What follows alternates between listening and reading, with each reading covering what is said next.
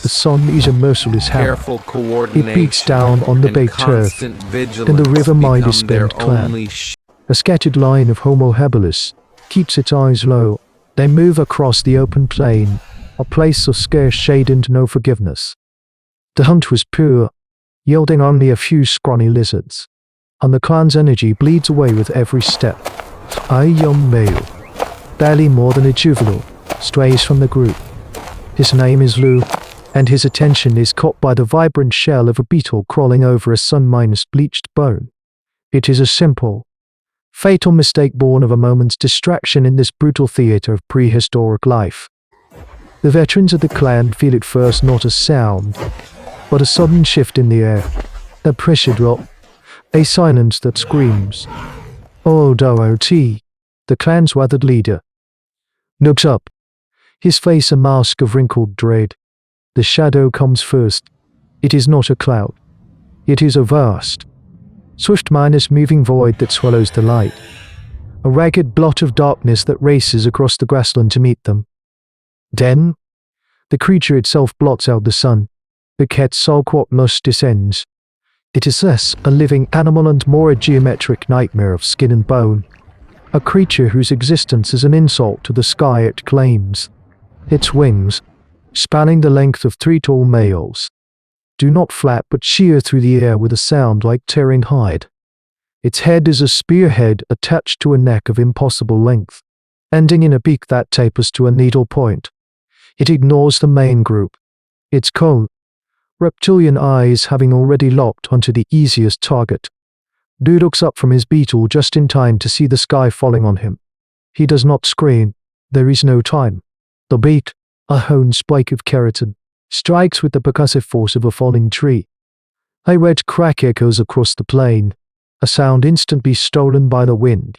The great pterosaur is already ascending, its prize limp and broken in its jaws, a scarlet ribbon trailing from the sky before vanishing into the haze of the sun. The clan is frozen, statues of terror, witnesses to a casual reaping. They have learned it. Again, the price of open ground. OOT does not look at the sky anymore. He looks west, toward the horizon, where a dark gash splits the stone hills, the canyon of whispers. There, the sky cannot reach. There, they have a chance. If the earth is a grinding stone, and the sky is the hand that pushes it, then we must become the grit that survives between. This is the stark lesson that defines the long arc of hominid history. The clan moves as one, a silent, grim procession toward that single sliver of hope. But as they reach the canyon's mouth, a new scent fouls the air. It is the smoke of a different fire, on a large boulder. A sigil is crudely etched in ochre-aged moss stone. The stone mine is small clan. The canyon is not empty. The only sanctuary from the sky is already claimed. And the coming war will not be against a beast, but against themselves. There is no council, no debate. The fear of the open sky is a more potent leader than OOT could ever be. He gives a low grunt, a command to enter. The clan follows, shrinking into the canyon's maw. The towering rock walls immediately swallowing the brutal sunlight. The temperature drops. Every scuff of a foot on gravel, every nervous breath, echoes back at them from the stone, amplified and distorted. This is a place of ambush, a throat that can close at any moment. They move deeper, hugging one wall, their crude spears held tight. These ancient tools, once used only to jab at prey or fend off scavengers, now feel different in their hands. They are pointed at a new kind of threat, a reflection of themselves. The first warning is a pebble skittering down the rock face from above. Then another. OOT's sharp command is a harsh bark that freezes the clan. They look up. Figures darken the rim of the canyon, silhouetted against the sliver of blue sky. The stone mine is small.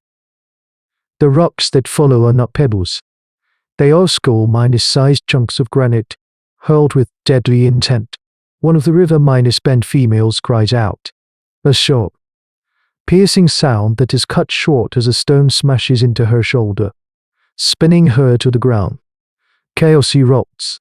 The stone-more at the high ground.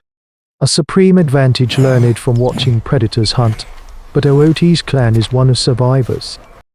He shoves two males forward who are carrying large sections of dried, thick hide remains from a stegosaurus skill weeks ago. They raised them, forming a crude, temporary roof. Rocks thud against the hide shields, the impacts jarring their arms, but they hold. Under this fragile cover, the clan pushes forward, a desperate, shuffling tortoise of flesh and bone, the stone minus more, seeing their advantage negated. Descend from their perches, howling war cries that are alien and terrifying. They are broader, stock-eyed than the river minus bend. Their movements filled with a brutal confidence. Their weaponry is a testament to the grim science of osteodontocratic technology.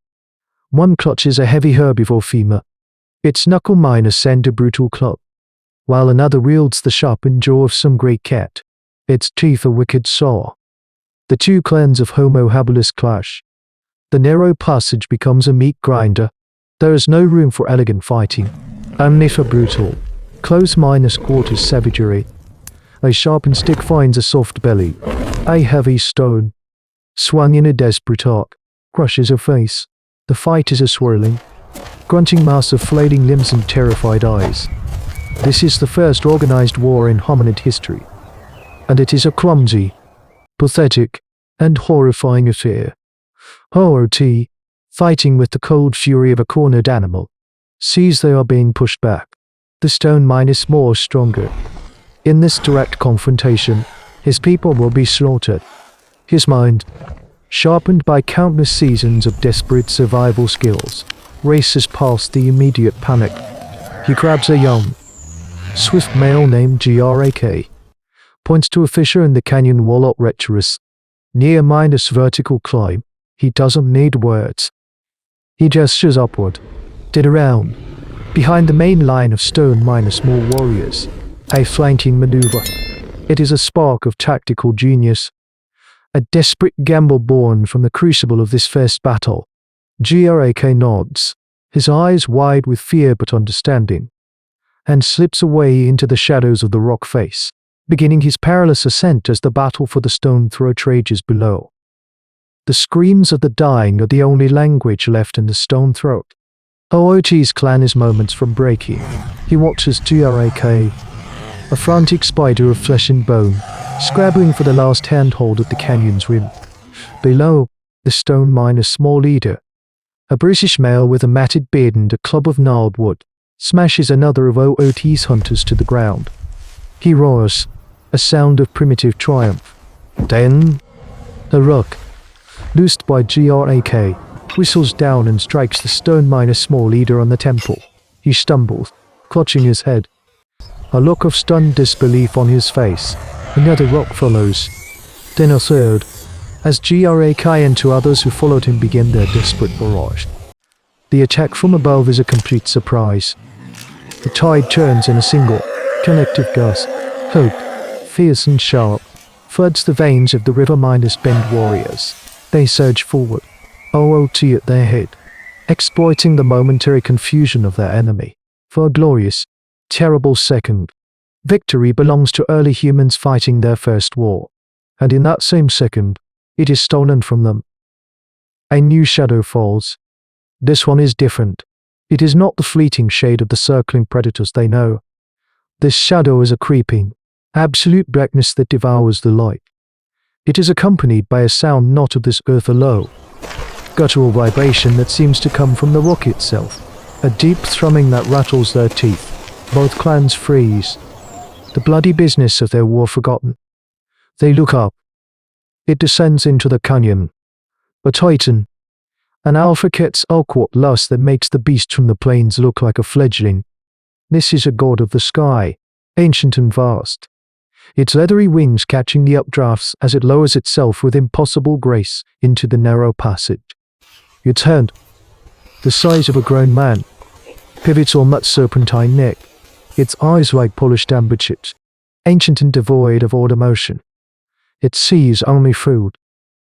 The war is over. The slaughter begins.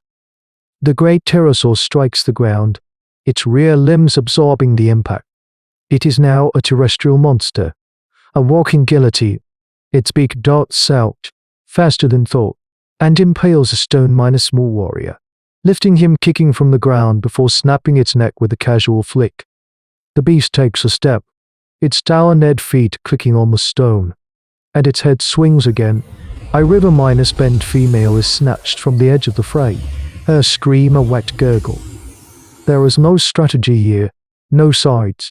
There is only the eater and the eaten, the survivors of both clans, unified by a terror that transcends hatred, break and scramble for any crevice, any overhang. They press themselves flat against the cold stone, trying to disappear. OOT and the wounded stone small eater find themselves crammed into the same shallow alcove, shoulder to shoulder. Their weapons lying useless on the blood so crammed between them. They do not look at each other. Their eyes are fixed on the monster as it stalks the canyon floor, its horrifying silhouette moving against the light. They are no longer enemies. They are not even men. They are just creatures who have seen the face of the indifferent god who rules their world. The great beast, having taken its fill, spreads its colossal wings. The down draft whips dust and blood into a stinging vortex. With a single, powerful push, it launches itself back into the sky, leaving behind a silence more terrifying than the screams it replaced. In the ringing silence, the survivors slowly emerge, ghosts from a shared tomb. They look at the dead, at the mingling of river bend and stone small blood, and then at each other. No words are exchanged, but in their shared gaze, a new, terrible chapter of human evolution is written. This was not merely a battle for territory, it was a lesson in scale. Their war, which had felt like the entire world, was revealed to be a meaningless squabble in the shadow of true power. The seeds of a new kind of intelligence are sown in that blood-soaked canyon, not just the cunning to outwit a rival, but the foresight to recognize a common doom. The fragile alliance that will be born from this day is not one of friendship, but of necessity, the first political treaty of prehistory signed in ink of shared terror. It is here that ancient humans learn the most critical survival skill of all: the enemy of my enemy is, for now, my kin. And one must wonder, as we trace the long, brutal ascent of our species, how much of what we call civilization was built not on aspirations of greatness, but on the desperate, huddled consensus of those who simply agreed on what monster to fear the most. This is the bedrock of our defiance, not the strength of the fist, but the courage to see a larger war. But the sky was not the only thing that held monsters.